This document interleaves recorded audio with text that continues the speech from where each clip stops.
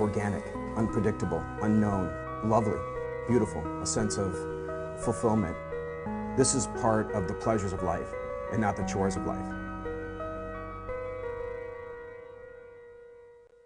Coming up on Daily Iowan TV, out with the old and in with the new. We'll show you the future of downtown Iowa City. And an expensive addiction. We take a look at the rising cost of coffee. And in sports, men hoops struggle with their first back-to-back losses of the season. We have it all at the top of the hour. Daily Iowan TV starts now.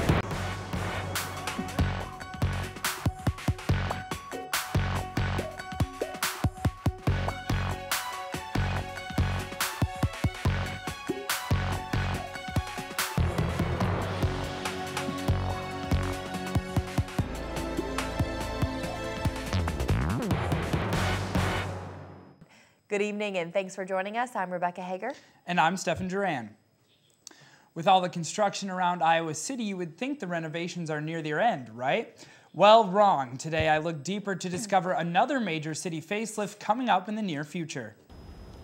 To the naked eye, downtown Iowa City may not seem like it's in that bad of shape, but the more trained eyes of downtown officials see things differently. Lampposts are rusted through, some of our street furniture needs repair, the kiosks are dated, and we haven't had a real overhaul since 1998. In the last year, the city has worked with consultants to work up a downtown facelift effort with those very concerns in mind. The new plans are still in the beginning stages, but many hope to accommodate the many uses for the area and reflect similar improvements currently being made by the university. Really make the where all the entertainment is, where you live, where you eat, where you work, where you play. And so I think that's where the revitalization comes and where the university is also trying to bring that aspect in it as well. Improving the streetscape of Iowa City is the main goal for the project as well, so hopes would be to turn Dubuque Street into something more like this. And although the improvement costs may end up being high, officials say the outcomes will be worth the money. While it might be expensive on the front end, on the back end, we'd be saving a lot of resources and becoming more sustainable because of those efforts. No timelines have been set for this start of the project yet, but more information will be discussed in next week's City Council meeting. With midterms comes cups upon cups of coffee. Students, I'm sorry, but that caffeine kick is going to cost you. A coffee shortage from a main supplier of coffee beans in Brazil could affect coffee prices around the U.S., but Iowa City coffee shops are hoping to keep their prices similar to what they are right now. High Ground Cafe in the Northside Marketplace doesn't anticipate a rise in prices because they most often buy their coffee from other countries. But owner of High Ground Cafe, Wesley Ward, said that it is normal for coffee prices to fluctuate. He added that a drought should not affect High Ground coffee prices because they purchase their coffee directly from farmers rather than the market. Obviously, raising prices isn't really fun for anybody, so we'll keep it the same as long as we can. Ward said that the price increase would have its greatest effect on store-bought coffee.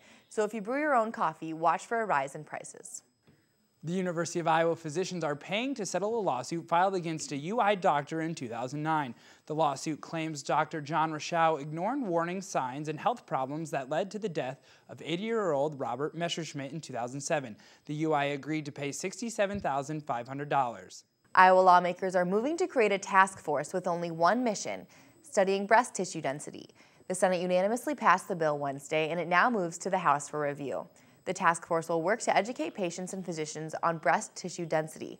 Experts say dense tissue can make it hard for a mammogram to detect tumors. Spring is right around the corner, and for students graduating in May, that means the beginning of the job hunt. This afternoon at the Iowa Memorial Union, the university hosted its Spring Job and Internship Fair. 155 local and national businesses set up booths in the second-floor ballroom, allowing students to choose which company they wanted to approach and speak to.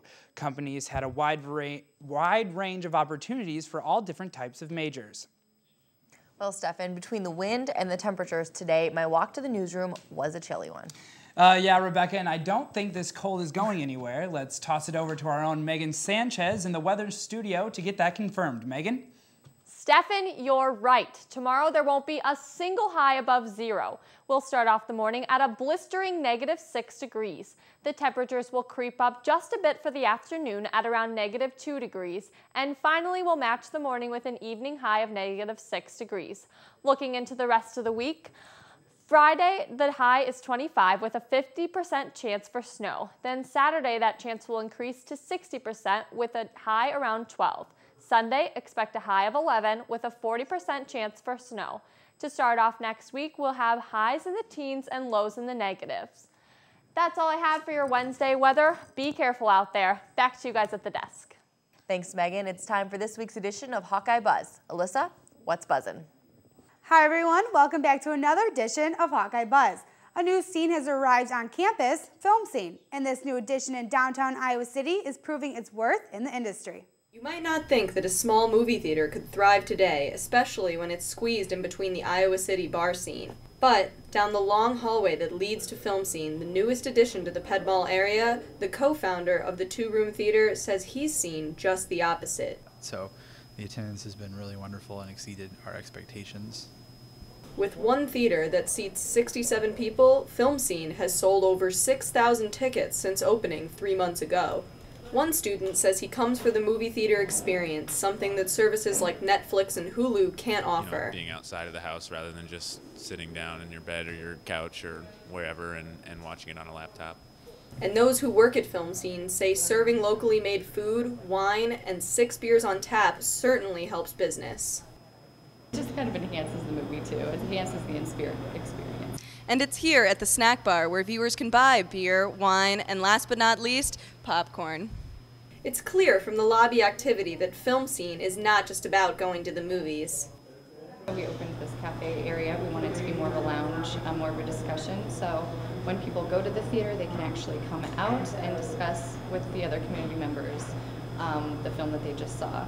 At Film Scene in downtown Iowa City, it's not just popcorn that's popping. Sarah Bulmer, Daily Iowan TV. Thanks for that, Sarah. Every weekend, the theater offers a late-night movie. Admission is free for UI students and $5 for the general public. That's the buzz for today. Guys, back to you at the desk. If the trend continues into this year, deer across Iowa can breathe a little easier when hunting season rolls around. Last season's numbers are in, and deer hunting in Iowa is down for an 8th year in a row. In fact, it hasn't been this low since the mid-1990s. The number of deer killed by hunters last fall fell below 100,000, a 14% decrease from 2012. The number of deer hunting licenses also dropped by 18,500 last year. And now let's take a look at what's happening beyond Iowa. Unconstitutional. That's what a federal judge decided in Texas today for the state's ban on gay marriage. Judge Orlando Garcia halted the movement after 2 gay couples challenged the amendment. But the law is still in place until an appeals court can make a ruling. $300 billion? Well, that's what President Barack Obama says it will take to update roads and railways nationally. Obama announced a proposal in St. Paul, Minnesota. Funding for these transportation programs will expire later in the year, and the White House says 700,000 jobs could be at risk if the funding is not renewed. The Iowa men's basketball team had a tough loss against Minnesota Tuesday night, but there's not much time to recover as they head to Indiana once again Thursday. Let's toss it over to the Daily Iowan TV sports studio for a look into the packed full Hawkeye schedule. Guys?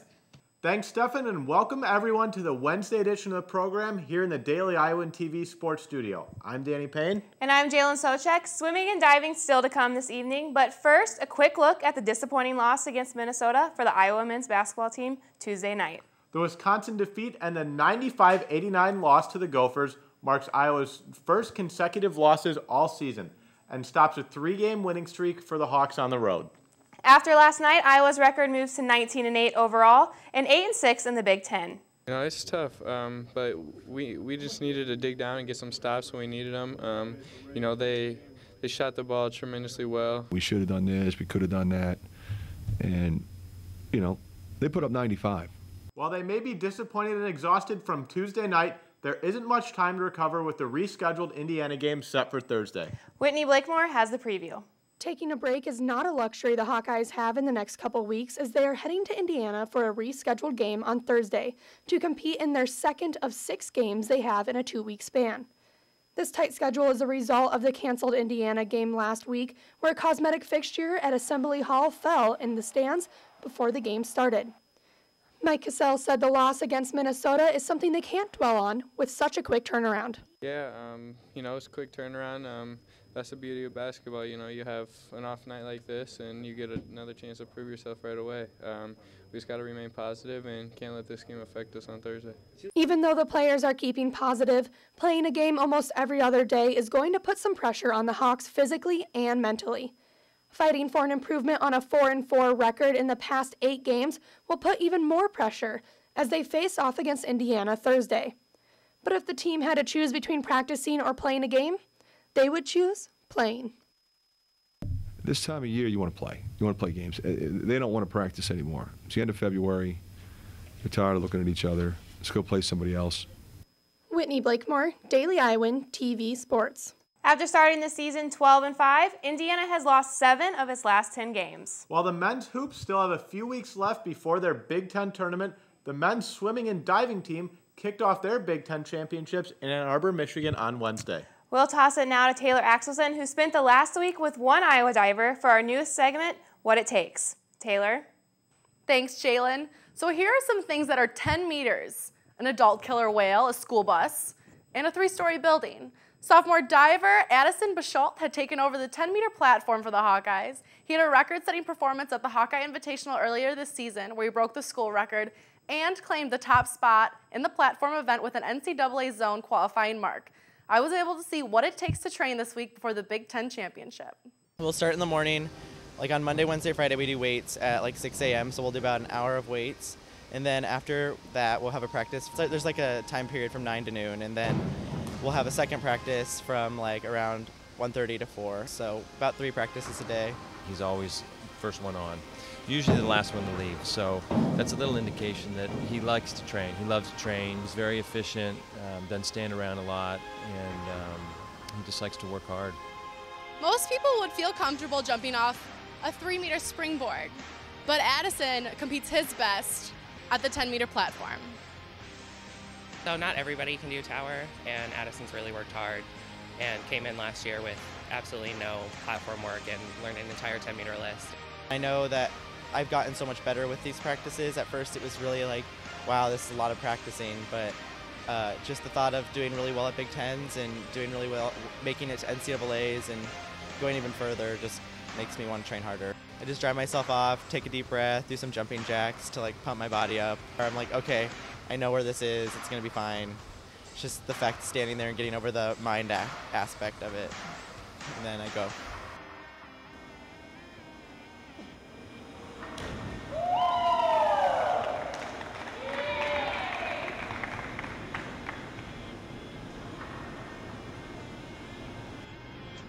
Addison will take his first dive tomorrow and compete throughout the weekend.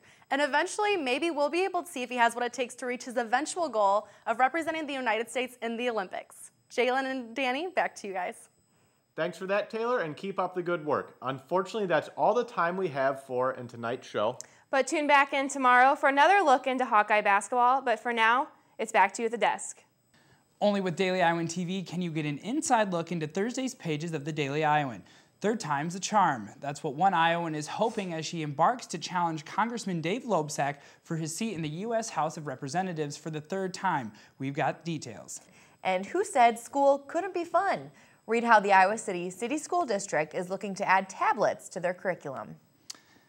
And before we go, I would just like to take this opportunity to say goodbye to Rebecca, as this will be her last show when she goes on and moves for other opportunities. Thank you. I'm going to miss everyone here. So we'll miss you too. Well, that's your most current edition of Daily Iowan TV. Be sure to check us out tomorrow or anytime online at dailyiowan.com. Thanks for watching and have a great night.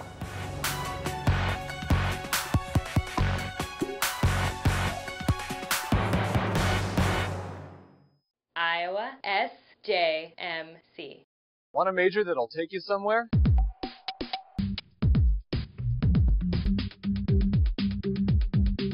I joined and now I'm in Los Angeles, California, interning for Conan O'Brien at Warner Brothers Studios.